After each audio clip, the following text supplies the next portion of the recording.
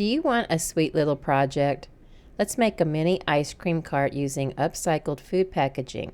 Just follow along with my free pattern and easy steps. To get started, we'll first cut out all of the pattern pieces. I'm cutting pieces A through D from food packaging. You'll want to stack a few layers of each until they're about 1/16 of an inch thick. I also sand the printed side just a bit. It helps the glue to stick better. I already have all of my pieces cut out, and I also sanded the edges already just to even them up a little bit more. You should have 1 of A, 2 of B, 2 of C, and 3 of D.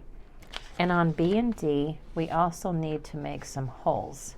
The reason why I made them that big is that's the diameter of the spindle. And just line up your pattern piece and put a hole right in the center with a little sharp pokey tool type thing, an awl or something. I don't know if you can see mine very well. On piece D, I only marked 2 pieces because the third piece is for the very top of the cart, and you don't need to put holes in this piece, just these 2. And then on piece B, there is also a hole for the wheel. So you'll just do the same thing. You'll make a little mark and drill your hole there. Let me show you the way that I drilled my holes. I don't have a large drill bit. This is the largest that I have. I drill a starter hole with that. Then I use the smaller size skewer, kind of drill it, push it through there to make the hole just a little bit bigger. And then once I have done that as much as I can do with that one, I have an orange stick. I like this end of it, the pointy end, so I use that, and then I start again pushing it and just twisting it as I go. It eventually gets it. And you can check it once in a while to see if your spindle fits, which mine's fitting now, so I can stop. On piece B, when I was making the hole for piece B, I did have to go a little bit farther because I didn't want it to just be snug. I wanted it to be pretty loose so that, the wheel will be able to turn. I want to give the outside of my cart a wood look, like there's wood planks that are kind of rough and weathered. You don't have to do that. That's just purely decorative. You may have another way that you would like to do yours. So I've got my 2 side pieces, but I make sure that my holes are on the opposite ends because I want this to be the inside. So I'm just going to lay my ruler down. There's no measurement. And I'm just going to use my ball stylus and emboss a line. It doesn't have to be the same width. So just continue that all the way across. Once I have those lines drawn in, I'm going to scratch this up. I'm just kind of scratching at it. I'm not going all the way from the top to the bottom. I'm just making random little marks. And I really like the effect that it gives. Next, we're going to be making this little spindle for each of the corners. And if you don't feel like paper quilling, you can always just leave it bare. I'm using a cake pop stick. If you don't have a cake pop, you can use these thicker, the larger diameter bamboo skewers. I'm sure the smaller one would work. You'll just have to adjust the hole that's in the cart. You'll be using these pattern pieces E, F, G, and H. And I forgot to mention too that I've made some marks on here. I measured in 1/4 of an inch in on each end and marked it. The very first piece we're going to quill onto the stick will be piece E. I'm starting off by centering it on the stick, and once that glue has grabbed hold, then I can start rolling it up. And you'll notice that because of its shape, it starts to taper on both ends. And then just glue it to keep it from unrolling on you. And it should look like this. We'll be using piece F next, and piece F gets glued to the center, and I usually just butt it up right next to where it ended. Again, because of its shape, it's going to taper in, and now it looks something like this. And piece G goes next, and you should have cut 2 of these. Again, butt it up right next to the very first piece. that I quilled onto the stick. And it'll look something like this. And you'll notice this one tapering too, and it creates that little soft edge on each side, kind of a curved edge. And here's how piece G looks. I already have the second one on.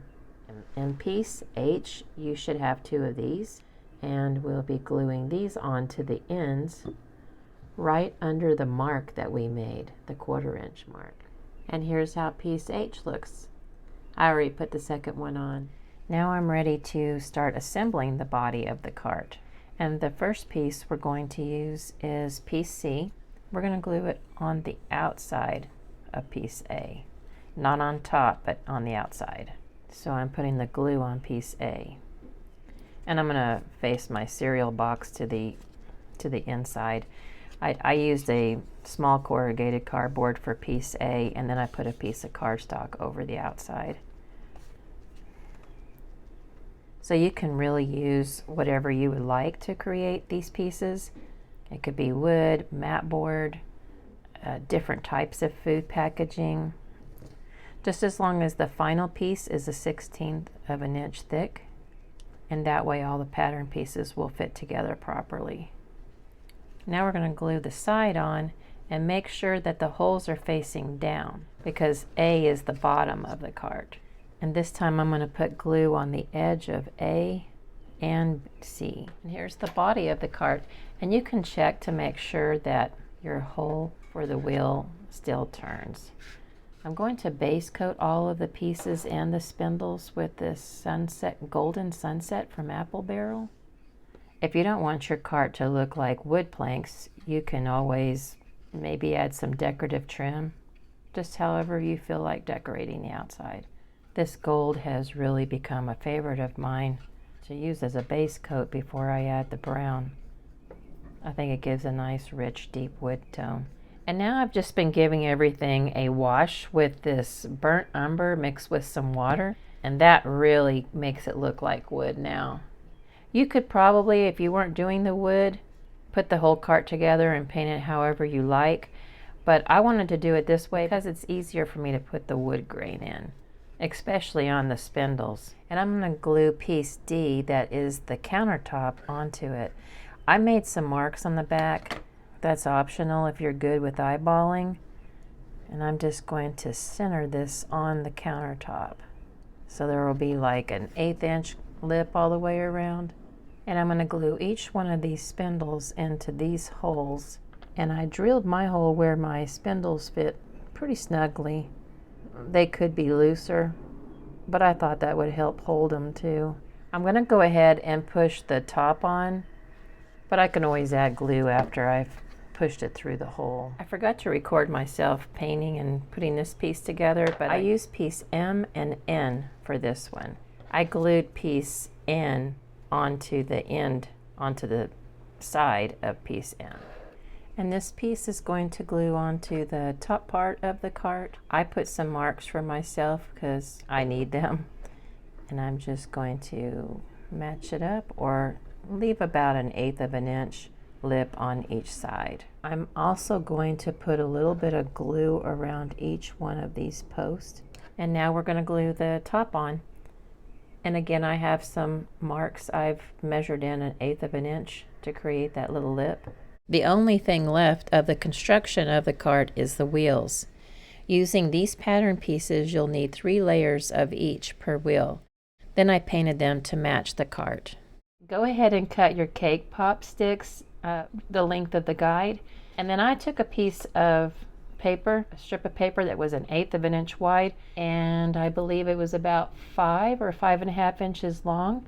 I made a mark, a 1/16 of an inch in on each one, and you'll want to start rolling the paper right under the mark. I knew I didn't want the tire to lay up next to the body of the cart. That's why I put the rolled paper on. It acts as kind of like a spacer.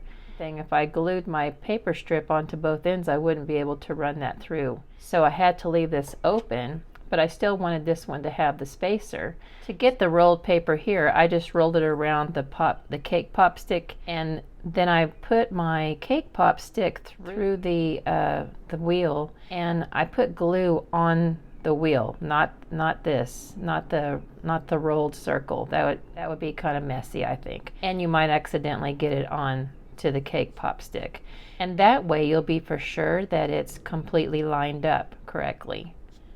So my thought is we'll have that wheel glued there, and then this one will fit over that spacer and get glued on here, but don't push it all the way up snug to the cart, and glue it where it's just flush with the axle, because then it will still be able to roll.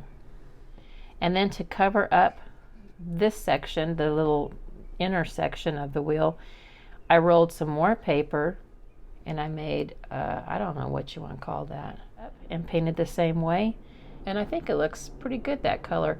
But I can't glue it together yet because you don't want this white to show through, so you definitely want to paint this first. And then for the little foot on the front of the cart, because otherwise the cart would be, with the wheel, it would be tilting down, there's two options that you have. You can just put one foot in here, or you can put two. And I cut the cake pop stick the length of the guide.